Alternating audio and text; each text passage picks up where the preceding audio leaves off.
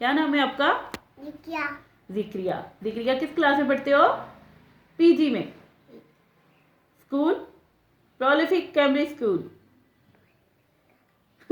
Silent. Okay, आज हम पढ़ रहे हैं उर्दू की कलियां बुक। ठीक है, कलियां। और इसका सफ़ा नंबर है 12। और इसमें क्या बनाना है हमने? हे। क्या ये? हे से हलवा।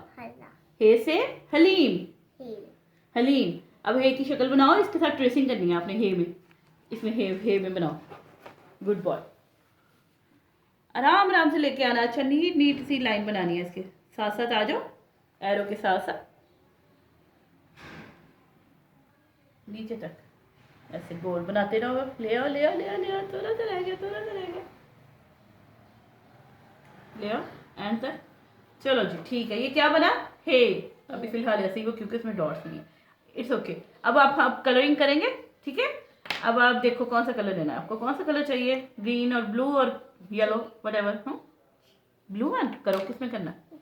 हाँ करो, इसमें कलरिंग करनी है और उसमें ट्रेसिंग करनी है और साथ पढ़ना है हे हलवा, हे हलीम, हे हलवा।